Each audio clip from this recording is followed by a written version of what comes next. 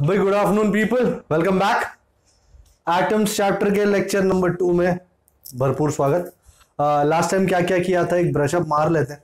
आज तो atomic spectra देखेंगे, बोर का मॉडल देखेंगे। Last time we saw that the first ever model of the atom was given by J Thomson. It was the watermelon model.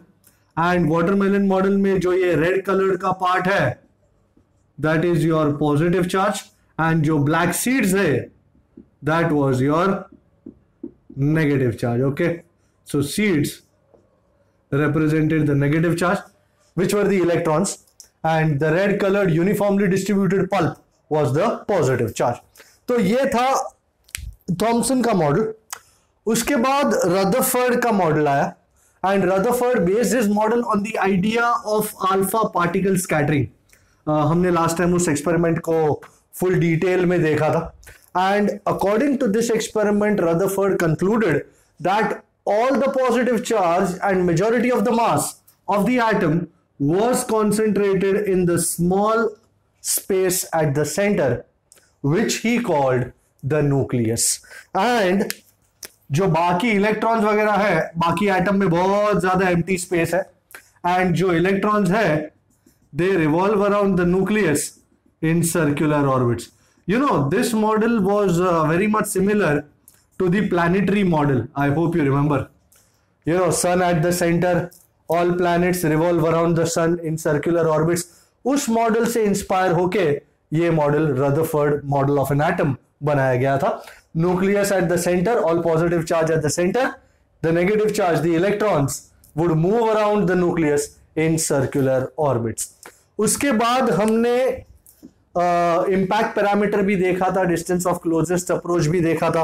If you remember, distance of closest approach के लिए the kinetic energy of the alpha particle was equal to the potential energy of the nucleus and the alpha particle pair, and that was the reason why we got kinetic energy of alpha, potential energy k q1 q2 by r 1 by 4 pi epsilon 0 Ze into 2e. Ze was the charge of the gold nucleus, 2e was the charge of the alpha particle over d. इसको utilise करके हमने एक आज सम भी किया था, and उसके बाद we went on for finding equations for radius, energy, velocity, kinetic energy, potential energy.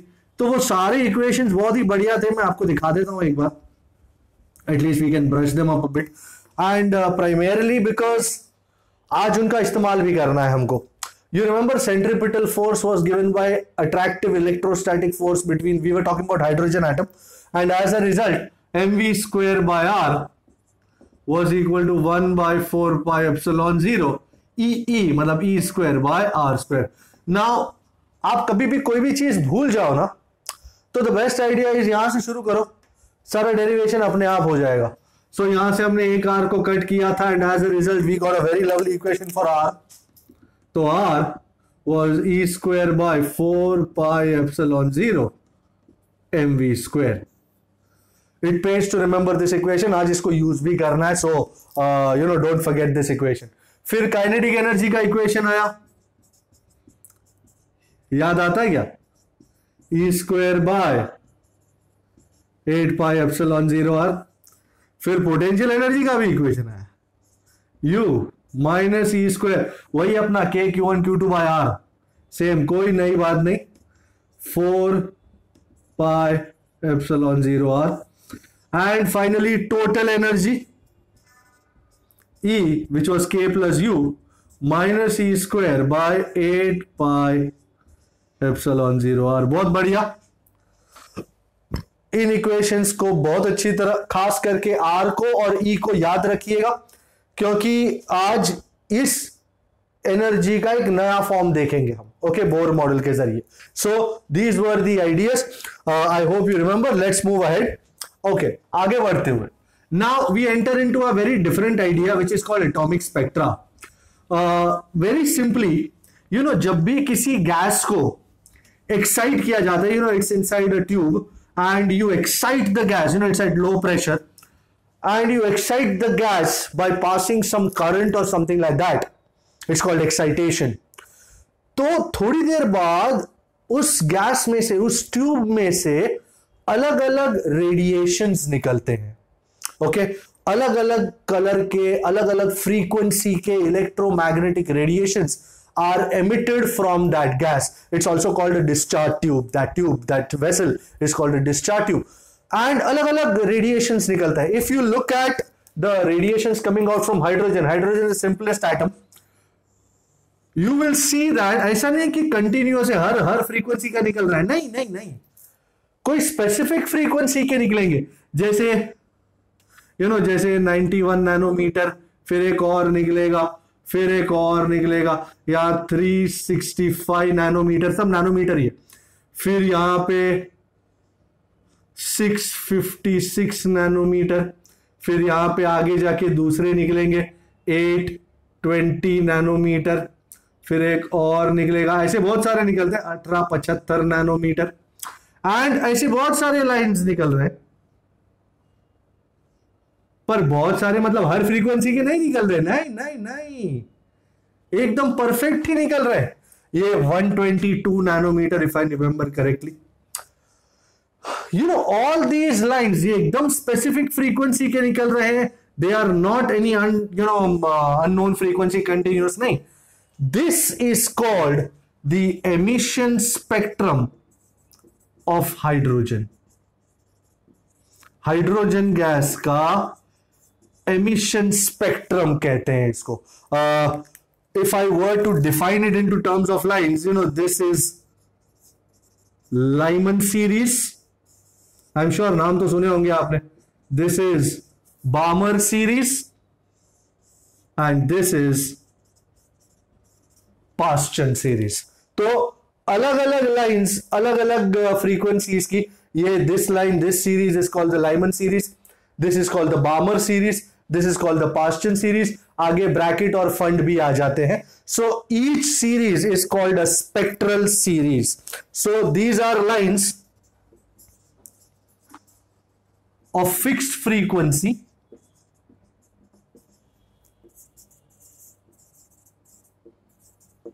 and such series are called spectral series. They were first seen by Balmer in 1885.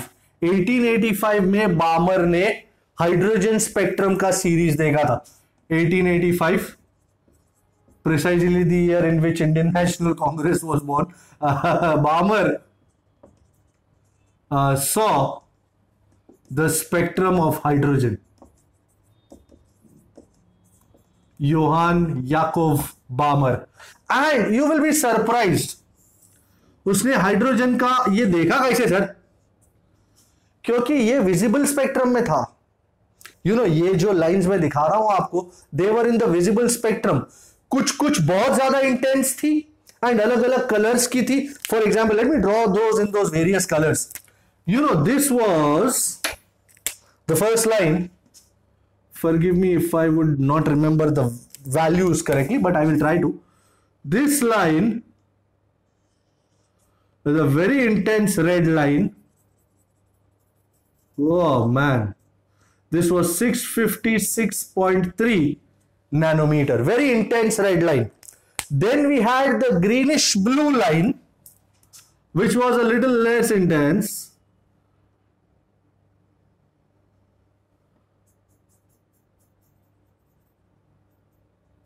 Greenish blue line, क्या था इसका? 465 लगभग nanometre. इससे कम, आप देख रहे हैं इसकी इंटेंसिटी इससे कम है। And there was another line which could be seen, थोड़ी intensity थी इसकी। It was a violet line. Violet कैसे बनेगा sir? I think black, violetish. नवा ट्राई मारेला। So this was a green blue line. This was a violet line. I think इसका था करीबन 434 नैनोमीटर। एंड फिर कुछ लाइंस थी एंड इंटेंसिटीज, एक्चुअली मेरी मिस्टेक है, इंटेंसिटीज कम होती जानी चाहिए, मैंने पहले ही कम बना दी।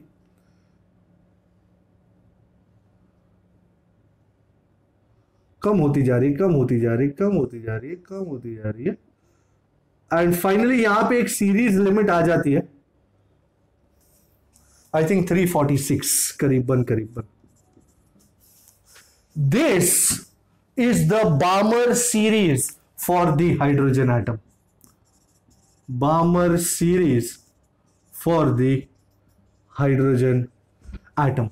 Now the question that you would most likely ask me is, sir, ये अलग अलग वैल्यूज जो है इनमें कोई कोरिलेशन है क्या? Is there any relation between this value, this value, this value, this value? How are these value coming? कोई और वैल्यू क्यों नहीं आ रही? Balmer gave us an expression that would relate all these values. So he called it the expression for the Balmer series. The equation, the wavelengths available, the wavelengths coming out are given as, there was an equation for this, and it's a very lovely equation. It's denoted as 1 by lambda is r 1 upon 2 square minus 1 upon n square. So the wavelengths that are coming out, ये जो wavelengths है, they are given as 1 by lambda is equal to r 1 upon 2 square minus 1 upon n square. Here r is called Rydberg constant and इसकी value है, remember the value, 1.097 into 10 raised to 7 meter inverse. And n क्या हो सकता है? Here n can be 3, 4, 5 etc. So 3 में से जब 2 में आएगा इलेक्ट्रॉन तो आई थिंक 656.3 नैनोमीटर वाला फ्रीक्वेंसी निकलेगा, वेवलेंथ निकलेगा. 4 में से जब 2 में आएगा, let's check it out. You can I can take this off now people. Yes, sir. Okay. So this is called emission spectrum. Don't forget that. This is emission spectrum. एक और चीज है absorption spectrum जो दिखाऊंगा थोड़ी देर में. So this is all emission spectrum. ये बाहर निकलता है गैस में से. गैस को तुम एक्साइट करो तो उस एक्साइटमेंट में से ये सारी चीजें बाहर निकलती है. So put n equal to 3, let us say, for the first line, which is the longest wavelength.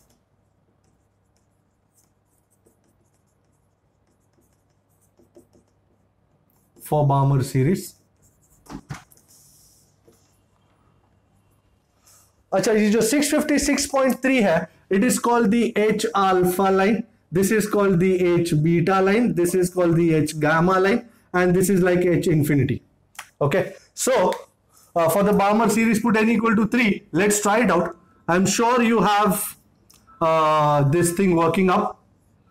1 upon 2 square minus 1 upon 3 square. So this is r. 1 upon 4 minus 1 upon 9. 9 4s are 36. 9 minus 4 is 5r. And therefore lambda 1 या lambda alpha बोलते हैं इसको. So lambda alpha मुझे reciprocal लेना है. Are you all ready?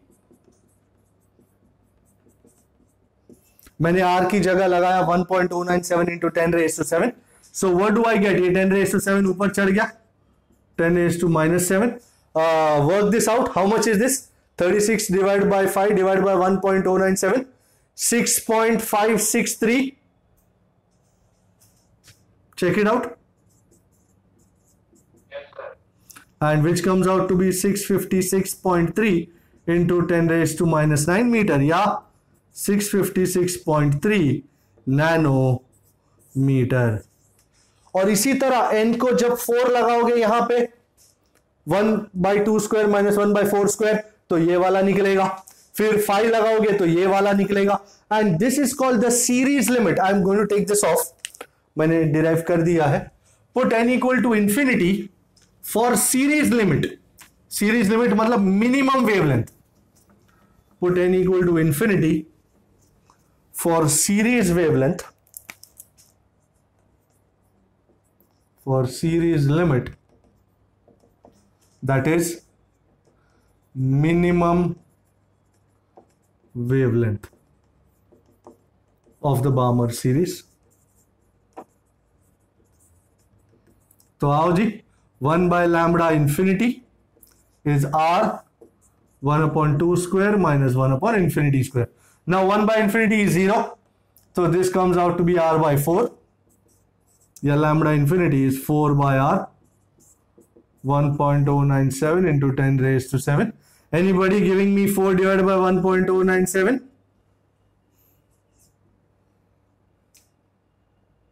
Anybody? अच्छा 364, 346 नहीं 364. 3.64 into 10 raised to minus 7. Yeah, 364 into 10 raised to minus 9 meter, which is 364 nanometer. So you can see longest wavelength, सबसे मैक्सिमम वेवलेंथ विल बी जब 3 में से 2 में आएगा, पड़ोसी में, बराबर एकदम नजदीकी नंबर होने चाहिए, तब जाके मैक्सिमम वेवलेंथ आएगा. एंड सीरीज लिमिट के लिए you have to put n equal to infinity here, सबसे दूर से, बराबर. सो इंफिनिटी से 2 में, तो you will get the series limit which is nearly 364 nanometer. ये तो है बामर सीरीज. ऐसी 4 और सीरीज है. I am sure you known them as Lyman series, Paschen, bracket and fund series. I am taking this off. I derived this for you. n equal to infinity से minimum wavelength मिलता है, या जिसको कहते हैं series limit. So let me give you the equations for other series. The other series are the other spectral series. सबसे पहला Lyman series.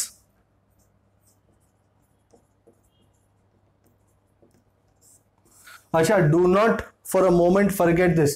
We are able to see all this because they are in the visible region. तो ये जो Lyman series है ना, it is in the visible region.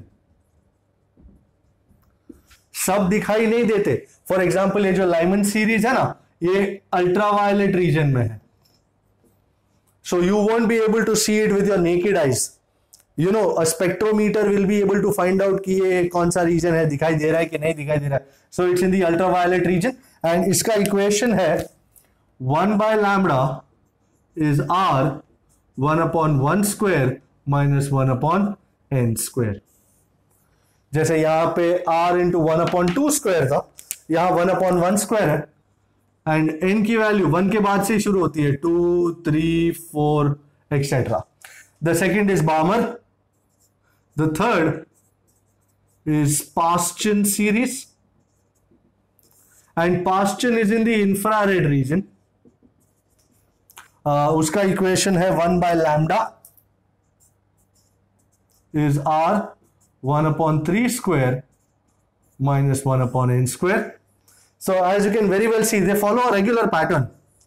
Lyman में home orbit है 1, Balmer में home orbit है 2, Paschen में home orbit है 3, n will always be more than 3, 4, 5, 6. Then we have Lyman, Balmer, Paschen, bracket, ये भी इंफ्रारेड में है, एंड इसका इक्वेशन भी you have guessed it correctly. 1 by lambda is r 1 upon 4 square minus 1 upon n square, where n, anybody telling me यहां पे n क्या होगा? 5, 6, 7. Very well.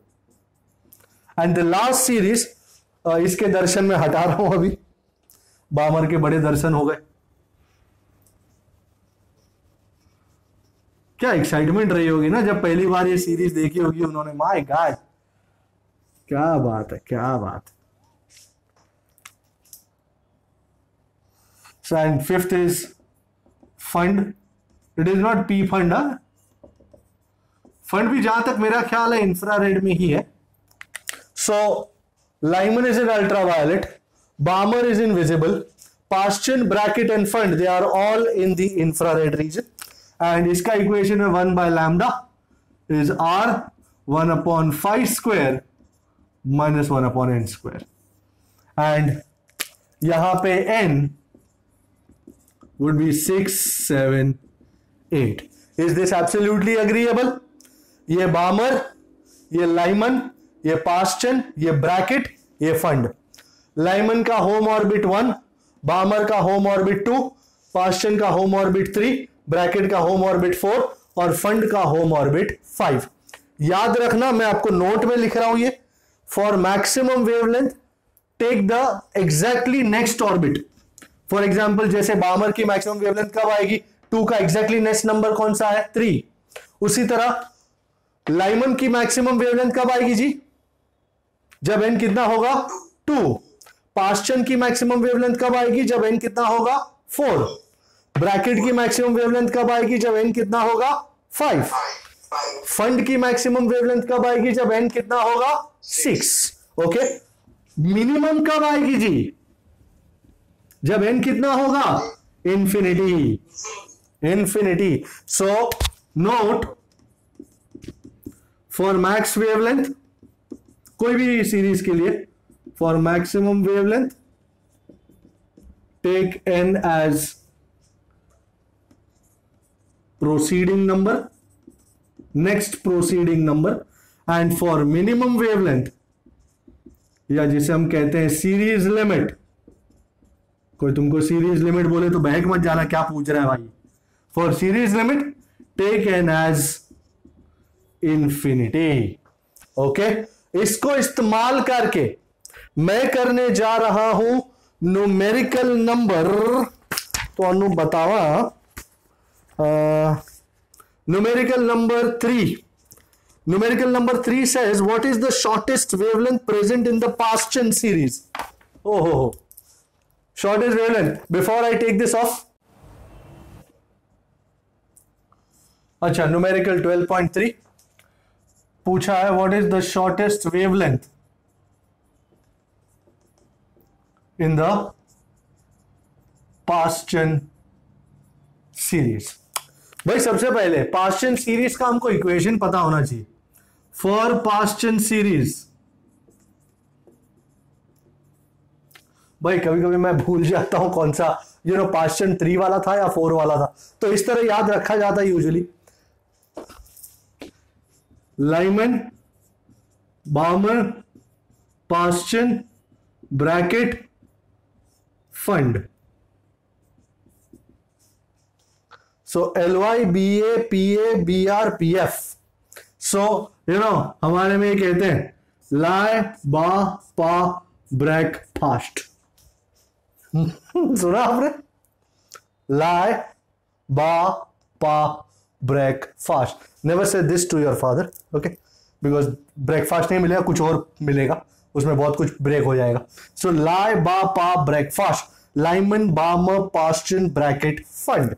ये 1 वाला है, ये 2 वाला, 3 वाला, 4 वाला, 5 वाला और सब मिलके हमको मार्क देने वाला। तो पास्चन की दरकार है। पास्चन का होम ऑर्बिट क्या है, 3।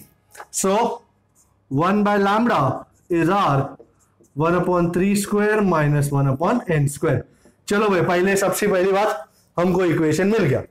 फॉर शॉर्टेस्ट वेवलेंथ, भाई शॉर्टेस्ट वेवलेंथ मतलब सीरीज लिमिट, n को क्या लेना मांगता है, इंफिनिटी। भाई सही है ना, इंफिनिटी है ना। Yes, sir. Yes, sir. 1 by infinity का स्क्वायर तो कियो, 3 का स्क्वायर है 9, लैम्बडा इंफिनिटी लिखते हैं। Lambda infinity is 9 by r and r की वैल्यू जानू मैं 1.097 इंटू 10⁻⁷। चल बेटा, 9 डिवाइड बाय 1.097, 8.22। चेक इट, 8.20 मतलब 820 के आसपास मीटर। सो अगर मैं इसको नैनो में लेना चाहूं, नैनो, ये उड़ा देता हूं, लाए, बापा, ब्रेकफास्ट। सो मेरा आंसर होना जाना है 820 into 10⁻⁹ meter. Is someone checking for 820 nanometer? Yes, sir. Is that an agreeable option? Fair enough. तो दिस वाज न्यूमेरिकल 12.3। अब मैं आपको ये, अब तक तो सब एमिशन स्पेक्ट्रम था, अब एब्जॉर्प्शन स्पेक्ट्रम बताता हूं मैं। सर ये क्या है सर एब्जॉर्प्शन स्पेक्ट्रम? ये क्या गैस अब्जॉर्ब करेगा कुछ? बिल्कुल करेगा। You know it's like that. मैं पहले आपको एक एग्जांपल देता हूं कि सपोज तुमने किसी गैस पे जो कंटेनर में है उस पे व्हाइट लाइट इंसिडेंट करी है, व्हाइट लाइट इंसिडेंट करी। You know white light has got a number of wavelengths. You know white light मतलब विजिबल लाइट, 7 कलर है उसमें फॉर एग्जाम्पल। सो इसका नाम है absorption spectrum. A little imaginative.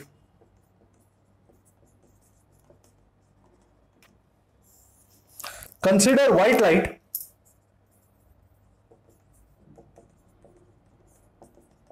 incident on a gas in a tube.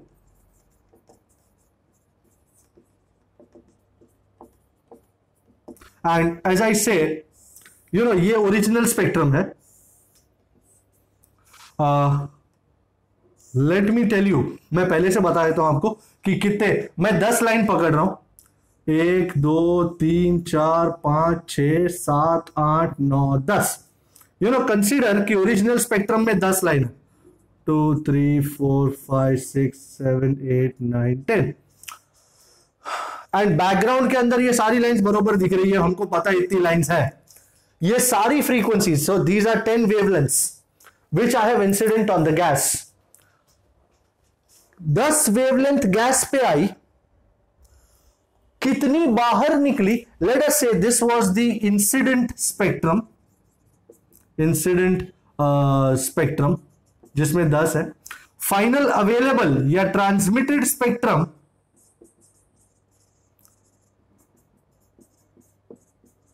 Late us say मैं gas के पीछे एक स्पेक्ट्रोमीटर लेके खड़ा हूं और मैं एनालाइज कर रहा हूं कितनी निकली बात। You will see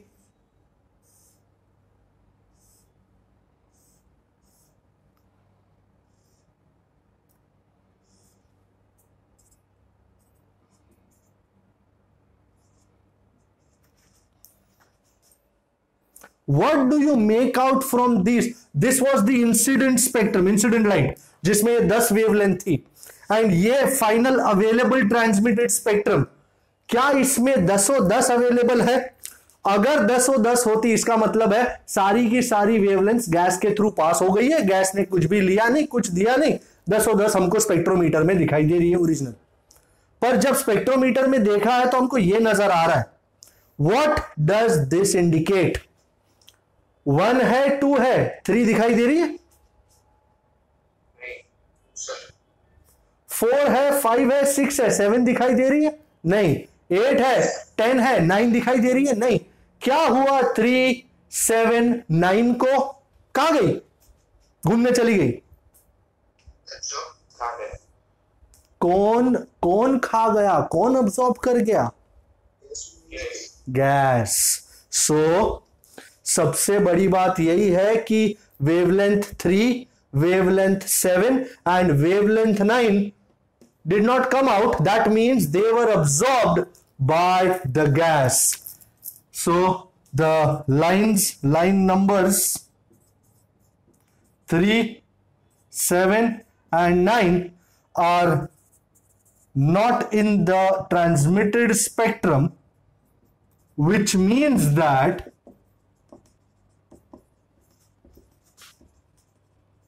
they have been absorbed by the gas.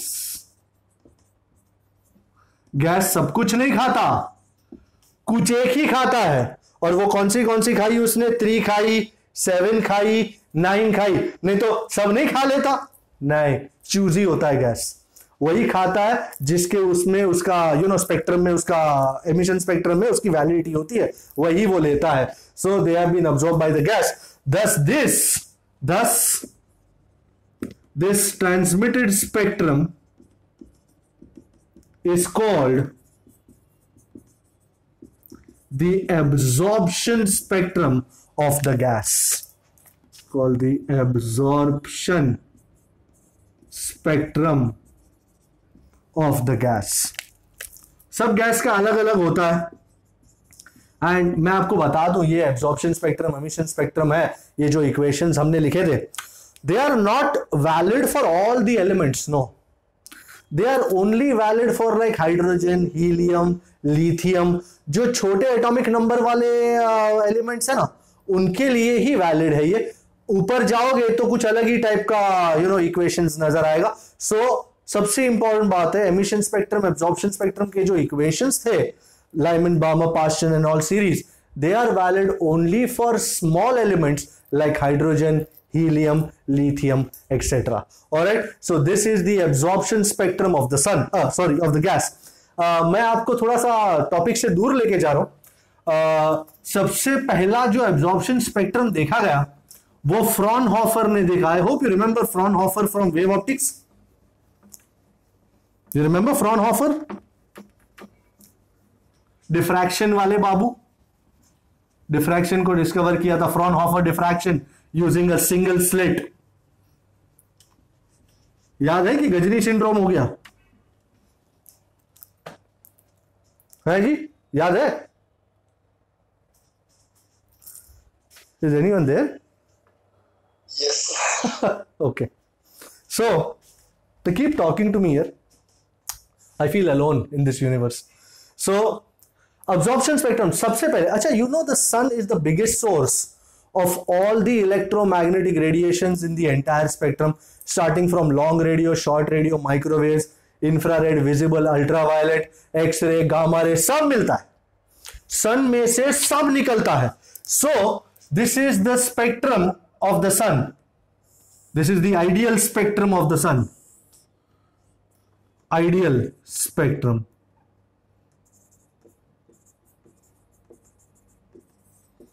Starting from long radio, short radio, microwaves, infrared, visible, x-rays, तक, गामा रेज तक सब निकलता है, खच खच खच खच खच खच खच खच खच खच खच। ये लॉन्ग रेडियो से लेकर गामा रेज तक, लॉन्गेस्ट वेवलेंथ से लेकर शॉर्टेस्ट वेवलेंथ तक सब कुछ एमिट करता है। फ्रॉनहोफर ने धरती पे बैठे बैठे जब सन का स्पेक्ट्रम स्टडी किया, Fraunhofer saw the spectrum of the sun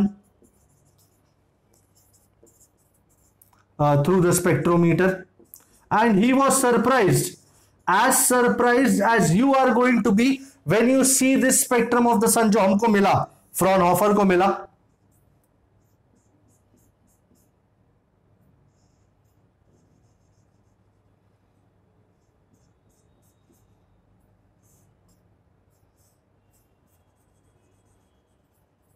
ये जो मैं बीच बीच में काले काले बता रहा हूं ना, इसका मतलब वो लाइंस नहीं थी।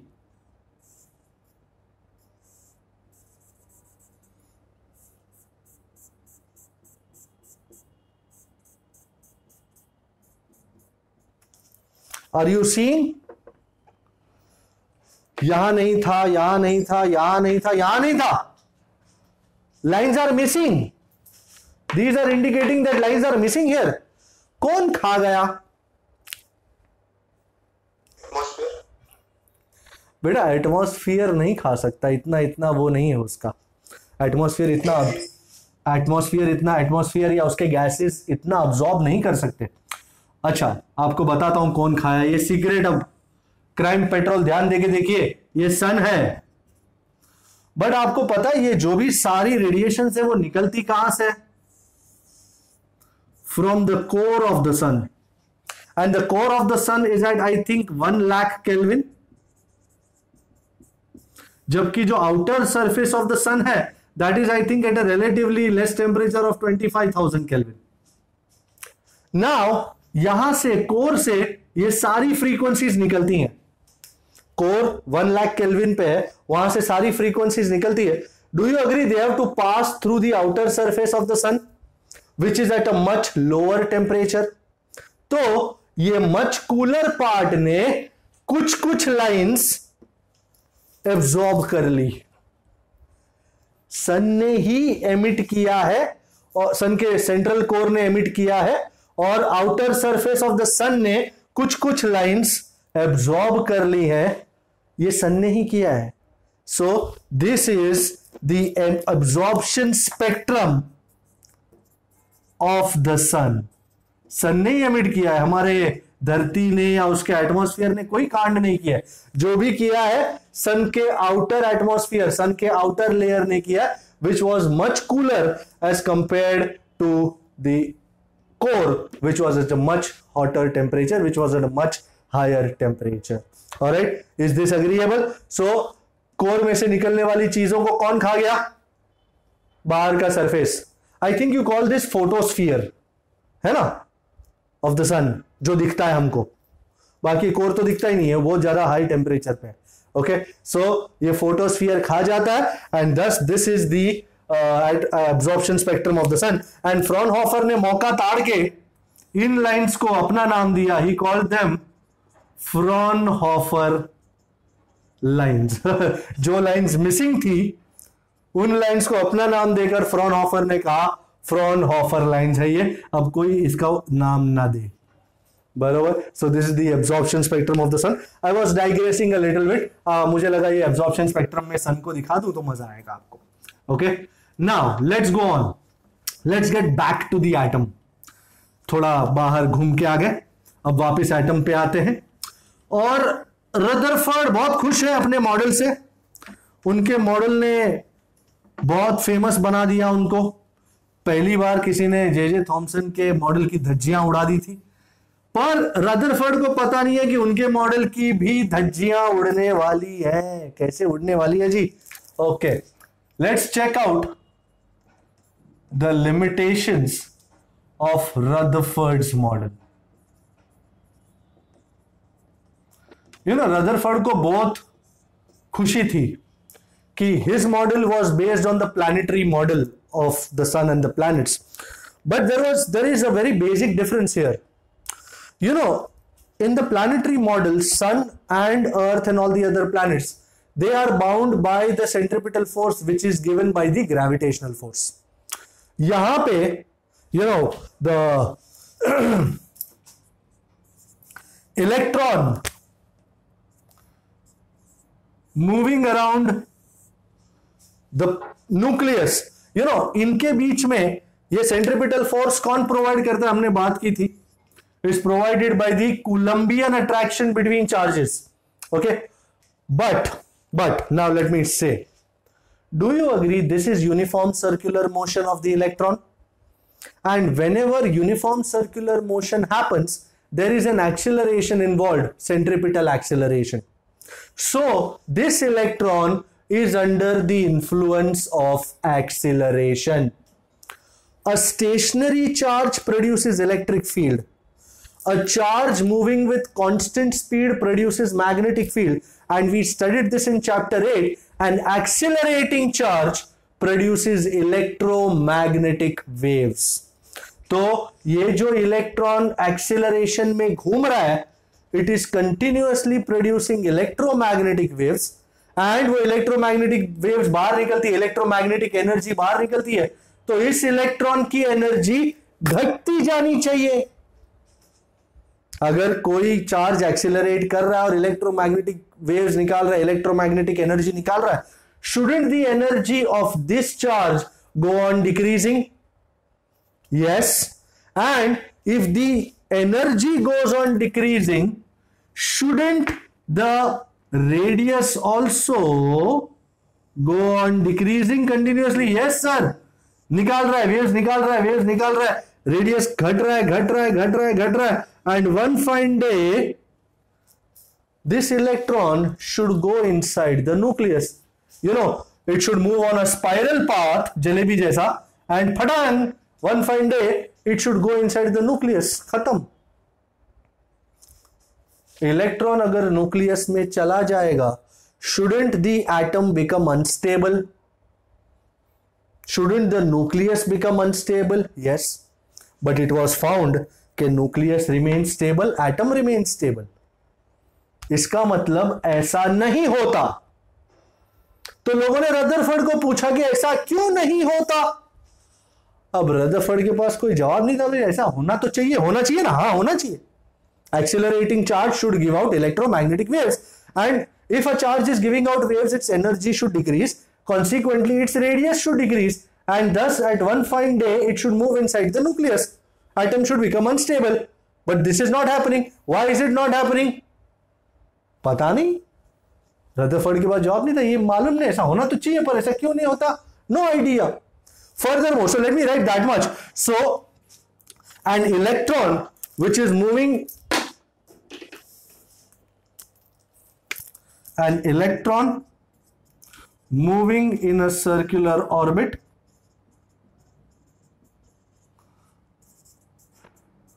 is under acceleration. An accelerated charge, और ये चार्जेस में ही हो सकता है. तुम बोलोगे सर अर्थ भी तो सन के राउंड एंड राउंड घूम रहा है, तो अर्थ भी एक्सेलरेशन में है. बिल्कुल है, पर वो अर्थ मास है, चार्ज नहीं है, तो उसकी एनर्जी चेंज नहीं होती. So an accelerated charge gives out energy in the form of electromagnetic radiations. So the radius of the circular path should go on decreasing, and in spiral way it should end inside the nucleus. So the path of the electron should be spiral, ending inside the nucleus. So an atom should become unstable. So atom should become unstable. पर ऐसा नहीं होता. यह पहला limitation है. Rutherford ये चीज को एक्सप्लेन कर पाए नहीं. ये सारी बात सच है, पर ये क्यों नहीं घुस जाता अंदर, ये पता नहीं है. ये क्यों नहीं होता ऐसा पता नहीं है. बाकी ये सारी इलेक्ट्रोमैग्नेटिक थियरी है बिल्कुल, और ये सच बात है कि accelerated charge should give out energy, but क्यों ऐसा नहीं होता, नो आइडिया. सेकेंडली, अगर ये इलेक्ट्रोमैग्नेटिक रेडिएशन गिव आउट कर रहा है तो घटते हुए रेडियस में, कम होती हुई एनर्जी में रेडिएशन की फ्रीक्वेंसी भी तो चेंज होती जानी चाहिए. So the radiation, that the frequency that is coming out of the electromagnetic radiation should be continuous. So with changing radius, decreasing radius rather, decreasing radius, the frequency of the electromagnetic radiation should also change, should keep decreasing, and it should be a continuous spectrum. But अभी थोड़ी देर पहले ही अपन ने देखा कि continuous नहीं है, कुछ specific frequencies ही निकलती हैं. But it is seen that spectrum is not continuous, it is discrete, it has got only certain values. That spectrum is not continuous. तो ये दो लिमिटेशन जो थे वो रदरफोर्ड को ले डूबे, कि ये दो चीज में वो क्यों बता नहीं पाया कि ऐसा क्यों नहीं हो रहा है. That put Rutherford's model into grave crisis. Suddenly the credibility of his model, कि क्या तुम्हारा मॉडल सचमुच सही भी है या नहीं है, किसको क्या मालूम, तुम ऐसे ही हाँक रहे हो. तो रदरफोर्ड के पास इन दो बेसिक चीजों के जवाब नहीं थे. And this was the limitation of Rutherford's model. He was about to say that पता नहीं, आप लोग देख लो क्या है यार, मुझे भी पता नहीं है, मेरे को लगता है ऐसा कि मेरा मॉडल सही है, बट अगर किसी और के पास नया मॉडल है तो ले दो, दे दो यार, अब क्या कर सकते हैं इसमें. फाइनली कोई एक बंदा आ रहा है रदरफोर्ड की मदद पे. वो कौन है? Niels Bohr. जैसे रदरफोर्ड जे थॉमसन के स्टूडेंट थे, नील्स बोर भी उनके अंडर स्टूडेंट थे, रदरफोर्ड के अंडर. तो रदरफोर्ड का मॉडल बोर को अच्छा लगता था कि हाँ बरोबर है, बट ये दो भी तो इश्यूज हैं. तो इन दोनों इश्यूज को you can't just neglect them कि हाँ चलेगा, नहीं, there has to be something that can explain these two issues, that can put to rest these controversies. कैसे होगा? बोर ने एक बहुत ही चालाकी भरा फैसला किया। बोर जब तक इनके पास थे, रदरफोर्ड के पास, ही सॉ रदरफोर्ड का मॉडल सही है यार, ये गलत नहीं है, बस वो इन चीजों को एक्सप्लेन नहीं कर पा रहा है और नॉर्मल क्लासिकल मैकेनिक्स इन चीजों को एक्सप्लेन नहीं कर पाएगा। तब तक प्लैंक और आइंस्टाइन ने अपना रिसर्च कर लिया था, क्वांटम थियरी एंड ऑल। तो bore in a very clever way mixed classical mechanics and quantum mechanics और अपना नया ही थियरी ले आए, मॉडल वही, सोच नहीं। So that was Bohr's idea. And अब हम देखेंगे कि Bohr gave us 3 postulates and he explained us how the model of Rutherford is okay, but with a certain new idea he explained it all to us. So stay together for Bohr's postulates. Okay, तो अब आ गया है Bohr's model और चकाचक भाई, as I said, Bohr का model is same as Rutherford model, same, बीच में न्यूक्लियस, इलेक्ट्रॉन्स गोल गोल घूम रहे, कोई चेंज नहीं किया उसने, बस एक्सप्लेन करने के तरीके में थोड़ा चेंज किया। So he mixed classical ideas. Well, this is one of the limitations of Bohr's model also, कि तुम classical ideas and quantum mechanics को कैसे मिक्स कर सकते हो यार। इट इज मिक्सिंग दही vada with Schezwan sauce.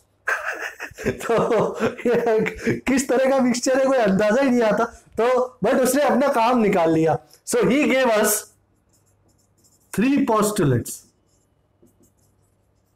3 points, postulates मतलब points, which explained us how the motion of electron happens inside the atom. The first postulate, people take care, the first and the most important postulate, he said that the electron moves in such orbits from where it does not radiate any energy.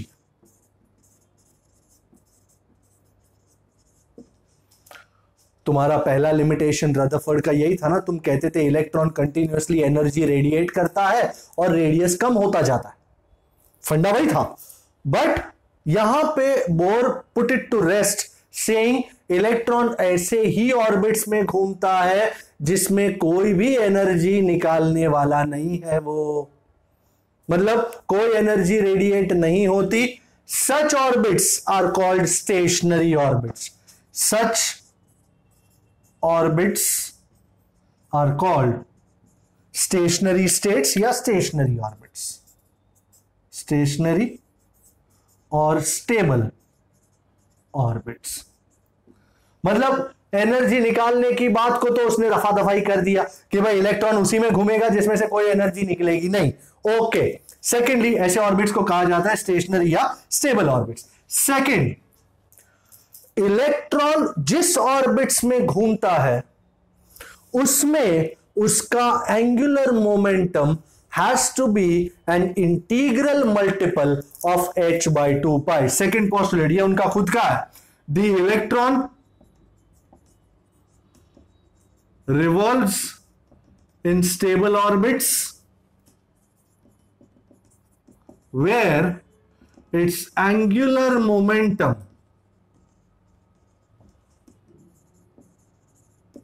is an integral multiple। Integral multiple याद है, quantization में किए थे, integral multiple of h by 2 pi. Here h, I'm sure you remember, is Planck's constant. So ladies and gentlemen, angular momentum quantize हो गया, L is equal to NH by 2 pi. So अब तक charge quantize हुआ था, हमने सुना, अब ये एंगुलर मोमेंटम क्वांटाइज हो गया। ये n जो है वो इंटीजर है, so you can have angular momentum. n की मिनिमम वैल्यू क्या हो सकती है? 1, फिर 2, 3, 4, 5 etcetera. So L can be h by 2 pi, 2h by 2 pi, 3h by 2 pi, 4h by 2 pi and so on. So angular momentum L is also quantized. L is equal to nh by 2 pi. And the third postulate, ये energy difference की बात करता है, and तुम्हारे Lyman barber जो lines आती है उसके साथ भी रिलेट होता है. It says when an electron goes from one stable orbit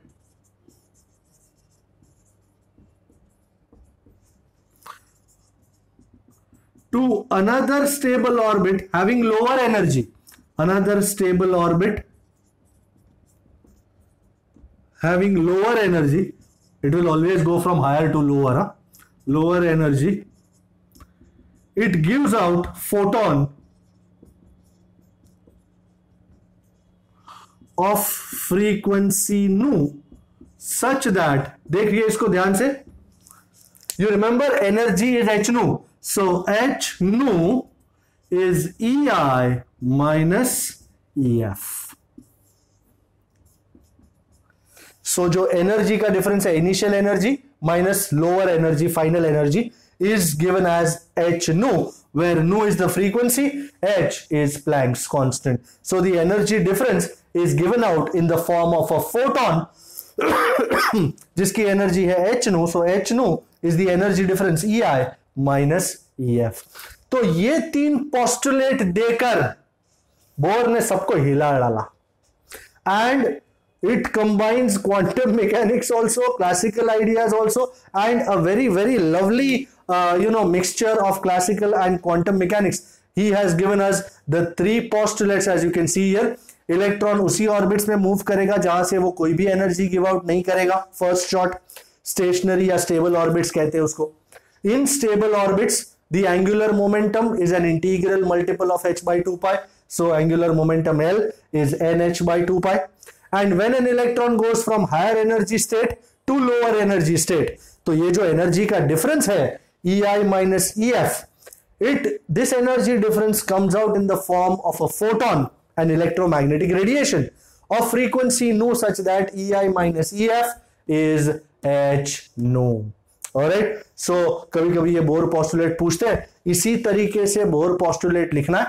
and अब ये बोर पोस्टुलेट आने के बाद अब हमको इक्वेशंस वापस निकालने हैं टोटल एनर्जी के, रेडियस के वगैरह, using Bohr's ideas. So just have a look, write these two down and we shall move on.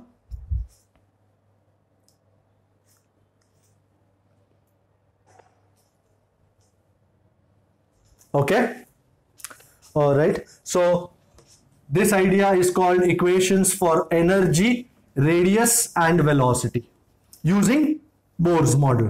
Model वही रहता, बस जैसे ही तुम बोर मॉडल कहते हो ना, इसका मतलब है क्वांटम मैकेनिक्स की बातें आ जाती है, एंगुलर मोमेंटम और एनर्जी की बातें आ जाती हैं इस इक्वेशंस के जरिए, खास तो angular momentum. This is by far the most important point. L is equal to nh by 2 pi, और उसको ही खास यूज करेंगे. And as you have seen, हम हाइड्रोजन एटम को ही बेस यूज करके बात करते हैं. Equations for radius, velocity and energy of electron using Bohr's ideas. Okay, we are considering a hydrogen atom. Consider a hydrogen atom, single proton inside the nucleus, single electron revolving around and round. We already know कि centripetal force is given by electrostatic attraction. So radius याद है उसका R is कितना, e square by 4 pi epsilon 0 mv square, बराबर. For let us say nth orbit, Rn is e square by 4 pi epsilon 0 m vn square. Okay, I'm going to put this as my base equation. अच्छा, bore का postulate क्या कहता था? according to Bohr, angular momentum, what was angular momentum? Wasn't it nh by 2 pi? So angular momentum L is nh by 2 pi. Also rotational motion के जरिए, if you remember, L is equal to mvr, mass into velocity into distance. So L, which is mvr, is nh by 2 pi, and since you are considering nth orbit, might as well write mvnrn is nh by 2 pi. Now what am I going to do? एक काम करते हैं, मुझे velocity चाहिए पहले तो एक ठो काम करेंगे, Rn now from 2, how much is Rn? Isn't it nh by 2 pi mvn? यहां से Rn is nh by 2 pi और mvn को मैं नीचे ले लेता हूं, ये भी Rn है, ये भी Rn है, कंपेयर या इक्वेट 1 and 3. तो what are we going to get? nh by 2 pi mvn is e square by 4 pi epsilon 0 m vn square. काटना आता है आपको? टच टच टच टच और कुछ नहीं, एक vn कटेगा, ये vn ऊपर चढ़ जाएगा. Anybody giving me an equation for vn? e square by 2 2s are 4, 2 epsilon 0 h और n नीचे उतर जाएगा. क्या बात है, बहुत लवली इक्वेशन आया वेलोसिटी का. वैसे टू बी वेरी फ्रैंक, आपको इस इक्वेशन की कोई जरूरत नहीं है, ये मैंने ऐसे ही रास्ते में खड़ा था तो निकाल लिया. हाँ, जेई नीट में इस इक्वेशन की काफी वैल्यू यूज होती है. सो Vn, the velocity of the electron in the nth orbit, is e square by 2 epsilon 0 hn. Sir कब से ये n परेशान कर रहा है? ये n कौन है? n is called principal quantum number, जिसकी वैल्यू हो सकती है 1 2. ये ऑर्बिट का नंबर है. You no, inner most orbit होगी तो n इक्वल टू 1 होगा, उससे आगे एक होगी तो n इक्वल टू 2 होगा, उससे एक आगे होगी n इक्वल टू 3 होगा. तो that is called the principal quantum number. Don't forget that. अब Vn तो मिल गया, तो Rn में डाल दे आपने इसको, Vn को यहां पे पुट 4 in 3, पुट 4 in 3. तो Rn का इक्वेशन पेशे खिदमत है. पहले तो nh बाय 2 पाई m को कोपचे में लगाया, Vn की जगह इसको लगाओ, नीचे e स्क्वायर और बाकी सब चढ़ गए ऊपर 2 एप्सिलॉन 0 hn. कोई कर सके कुछ हो? ठिचके आओ, कुछ और कटेगा ना तो बोल दो. सो रेडियस कोई है जो बता रहा है? Rn is nn 2 bar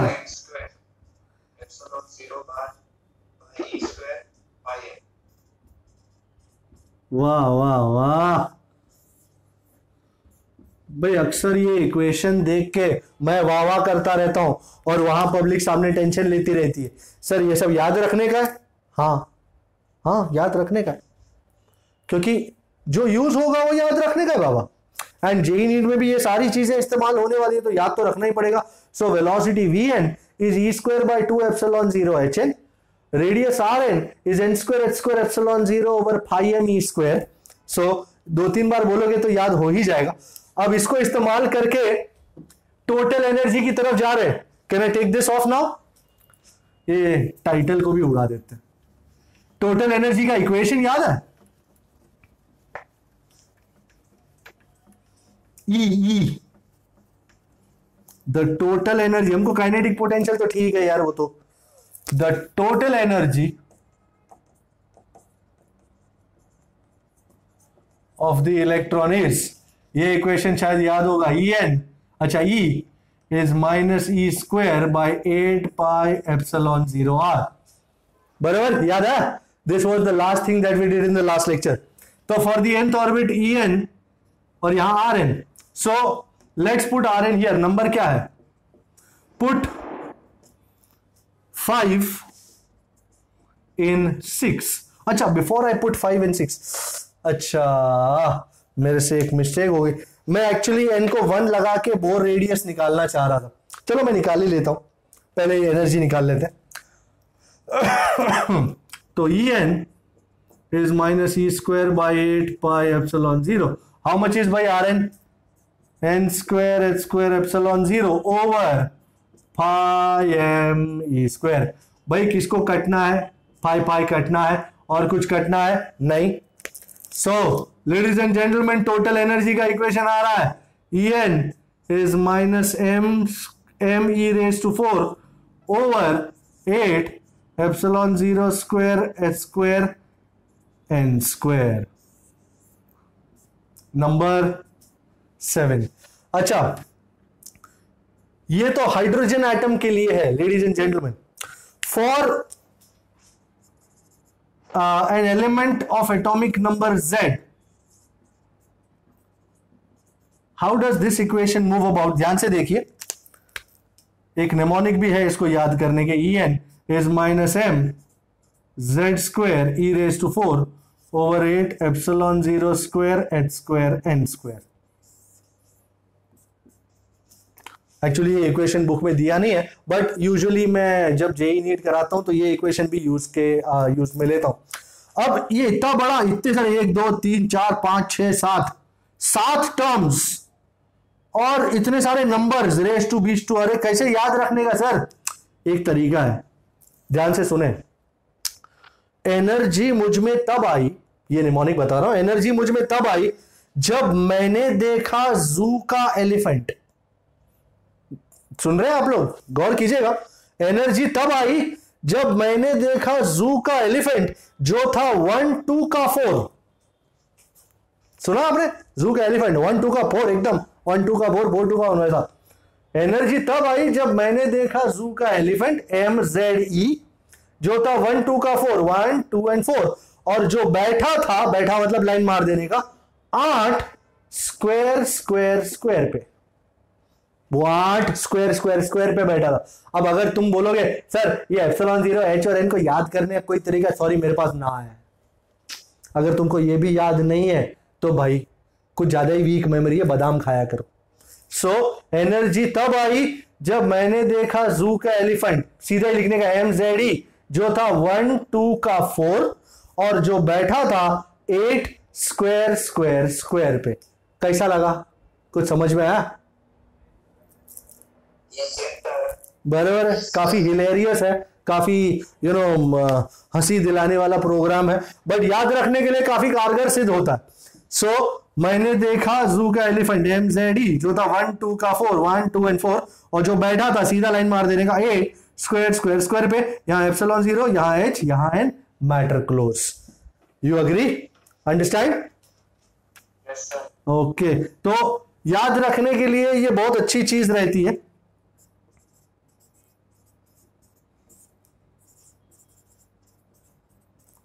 and तुम इसमें Z नहीं लाना चाहते हो तो मैंने देखा एलिफेंट जो था 1 का 4 एंड जो बैठा था 8 स्क्वायर स्क्वायर स्क्वायर पे, आपके ऊपर है। पर Z भी यूजुअली कभी कभी ले ही लेता हूं, क्योंकि कभी हीलियम हो गया, कभी लिथियम हो गया, कुछ भी लगाना पड़ गया तो Z काम में हो तो बरोबर काम रहता है। Okay, I hope you have written down these equations. Okay, please write down these equations. I am going to rub the board. At least ये मेजर ब्लू वाले इक्वेशंस लिख देना। मैं रेडियस को यूज करके बोर रेडियस निकालने की ट्राई कर रहा हूं, ऊपर वाला रब कर रहा हूं मैं। ओके, अब बोर रेडियस मतलब फर्स्ट ऑर्बिट के लिए आप वेलोसिटी भी निकाल सकते हो, पर मुझे कोई इंटरेस्ट नहीं है वेलोसिटी में, फिलहाल मुझे बोर रेडियस में इंटरेस्ट है। अच्छा, in equation 5 put n equal to 1 for innermost orbit.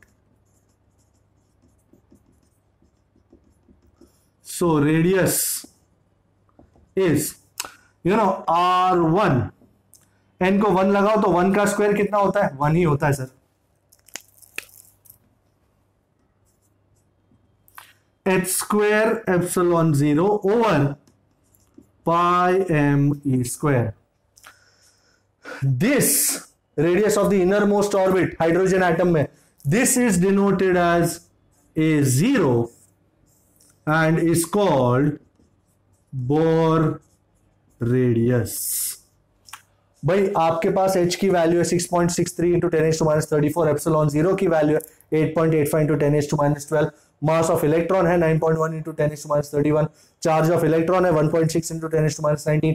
निकालेंगे तो हमको क्या मिलेगा? पुट वैल्यूज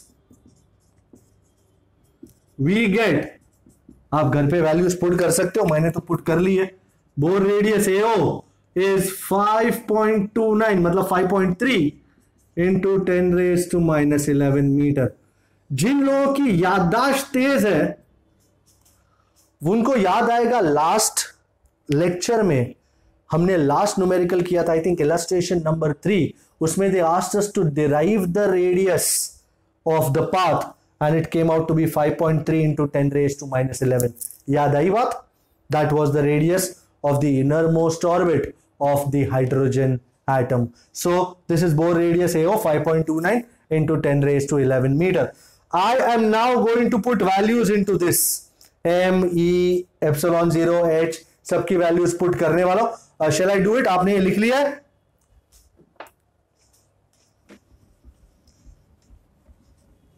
ओके एक्चुअली ये जो है ना, ये बोर और ये ना, ये इसके पीछे आने चाहिए था, पर फिर मैंने यहां तक लिख दिया था, इसलिए फिर मैंने नहीं किया.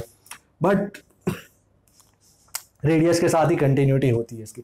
ओके तो मैं इसमें लाइन मार देता हूं. Okay now put values of M, E, epsilon 0, H. Put values of M, E, epsilon 0, H in equation number 7. ये तो आपके रेफरेंस के लिए ही दिया है भाई. एनर्जी की value En is -21.78 into 10⁻19 over n square, and this is in joule. But typically काफी छोटी एनर्जी है ये.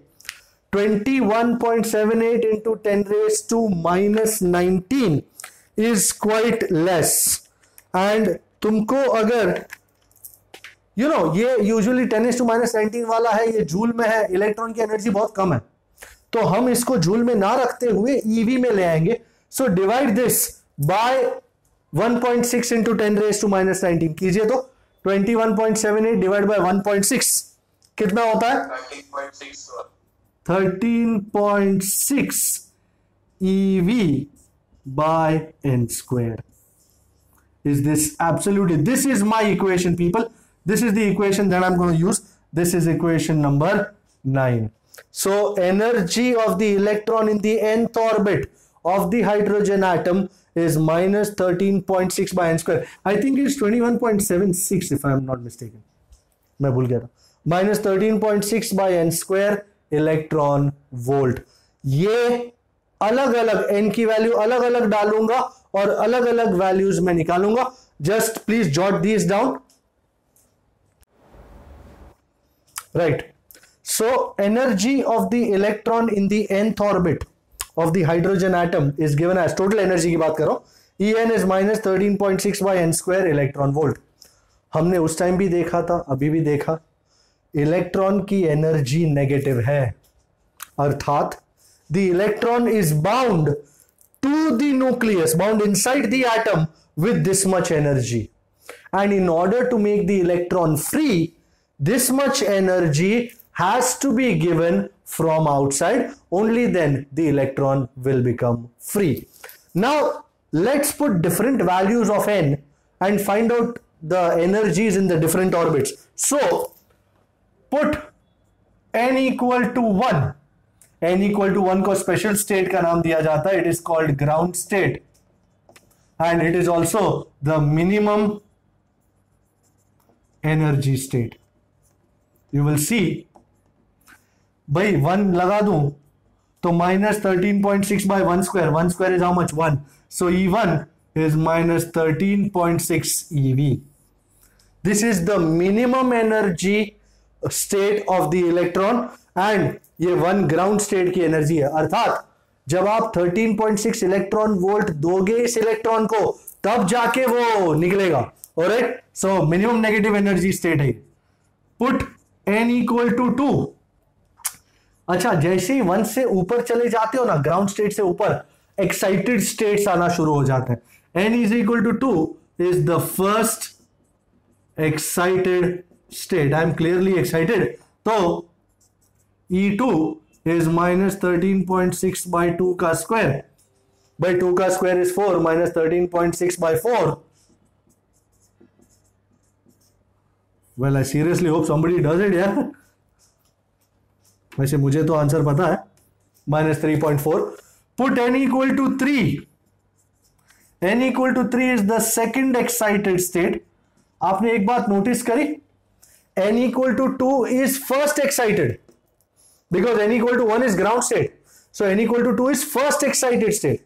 It is not second excited state. N equal to 2, first excited. N equal to 3, second excited. So E3 is minus 13.6 by 3 का square. 13.6 by 9. Don't worry. 1.5. Nothing to fear because I am here. Okay. अच्छा, put n equal to 4. n equal to 4 कौन सा excited state होगा भला? Third. Very well. And E4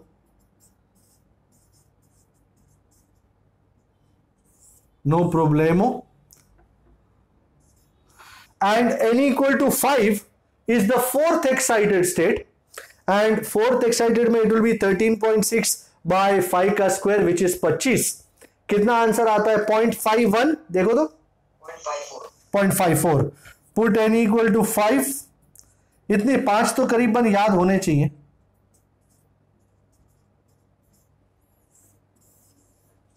you know, n equal to 1 में E1 is minus 13.6 EV, E2 minus 3.4, E3 minus 1.51, E4 minus 0.85, E5 minus 0.54। इतने याद हो तब जाके मैं अब एक एनर्जी डायग्राम बना सकता हूं। This is the energy diagram for hydrogen atom. बहुत मस्त है, सब कुछ एक ही डायग्राम में, एक ही ग्राफ जैसा है, उसमें मैं फिट कर दूंगा। बहुत ही मस्त, जबरदस्त।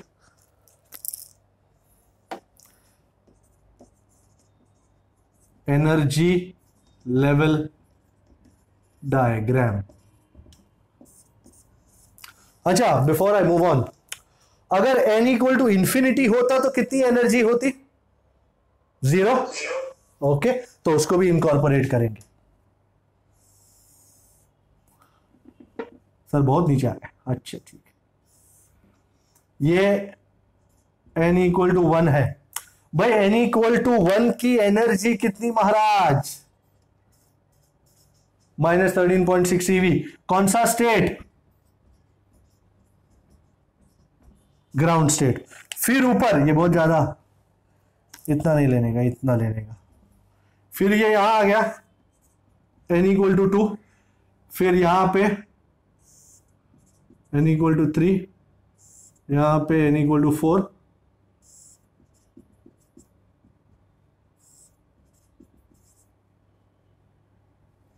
Okay.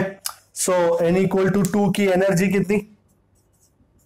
minus 3.4, this is minus 1.51, which is minus 0.85, minus 0.54, and this is 0 EV. Ground state, first excited state, this is second excited, this is third excited, this is fourth excited, and so on.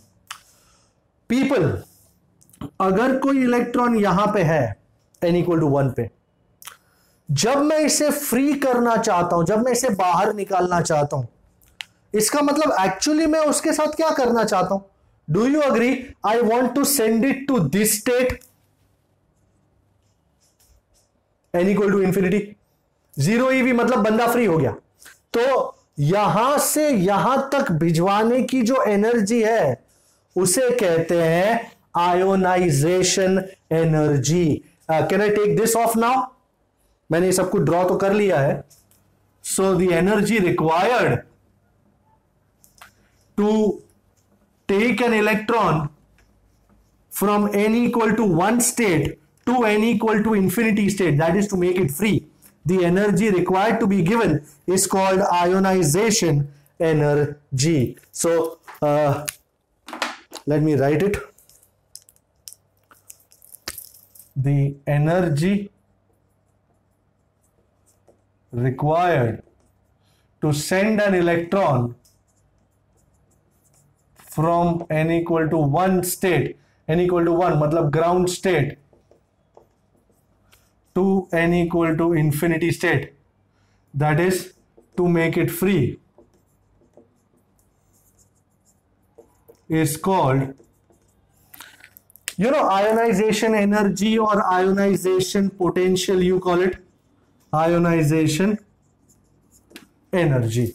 तो कोई भी state से यहां तक पहुंचाने की energy को ionisation energy कहते हैं. जैसे n इक्वल टू 1 से यहां तक पहुंचाने के लिए कितनी एनर्जी चाहिए? 13.6. That is your first ionization energy. Electron अगर यहां पे हो n इक्वल टू 2 पे, उसको यहां से यहां तक भेजने के लिए कितनी एनर्जी लगेगी महाराज? 3.4 है ना. सिर्फ माइनस कर देने का, दिस माइनस दिस, उतनी एनर्जी चाहिए. 0 माइनस माइनस 13.6, ये n इक्वल टू 1 पहली आयोनाइजेशन एनर्जी. इलेक्ट्रॉन यहां पे हो और यहां भेजना है तो 0 माइनस माइनस 3.4, कितना? 3.4. सपोज इलेक्ट्रॉन यहां पे हो तो उसको यहां से यहां तक भेजने के लिए कितनी एनर्जी चाहिए? 1.51.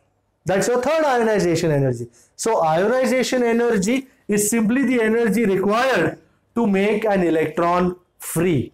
Similarly, the energy required to send an electron from the ground state to any excited state is called excitation energy.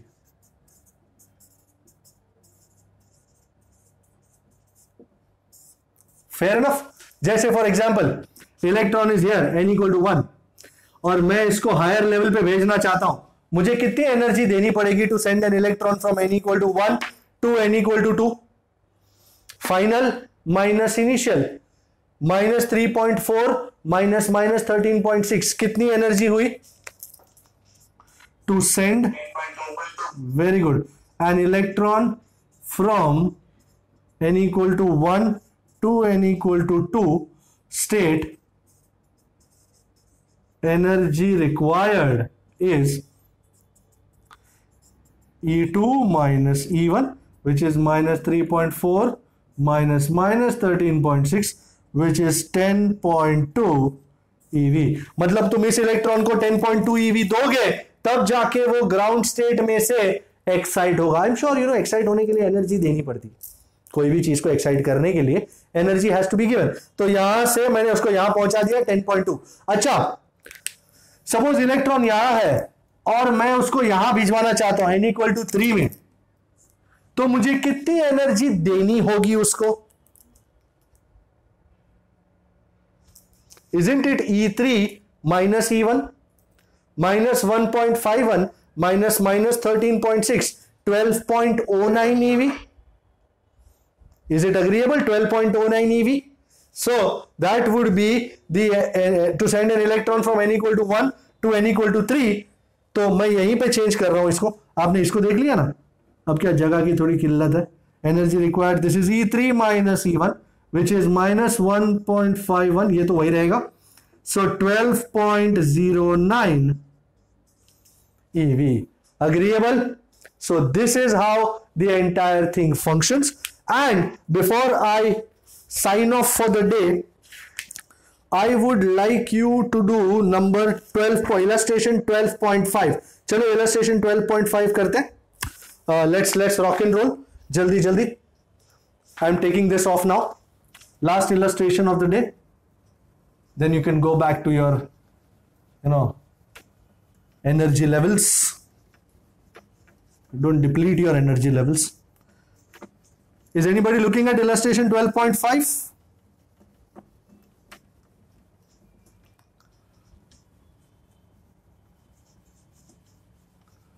Okay. Okay, illustration 12.5 तुम्हारा न्यूमेरिकल एक इसके जैसा ही है, न्यूमेरिकल 12.10 सेम टू सेम, कोई चेंज नहीं. Okay, what does it say? There is a satellite 10 kg, mass is 10 kg and circles earth every 2 hours.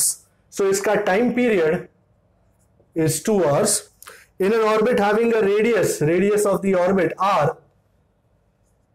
rn बोलो, is 8,000 kilometer. You can convert into meter. Assume that Bohr angular momentum applies to satellites just as it does to an electron. Find the quantum number of the orbit of the satellite. Okay, भाई easy PG जापानीजी. उन्होंने bore की momentum use करने का बात कहा है. So according to Bohr the angular mom, I think Bohr का angular momentum सबको पता है, L is equal to NH by 2 pi. But L was what? Wasn't it MVR? So MVR या MVNRN is NH by 2 pi. Also हमको इन दोनों को compare करना होगा. I think everybody knows for a satellite in orbit,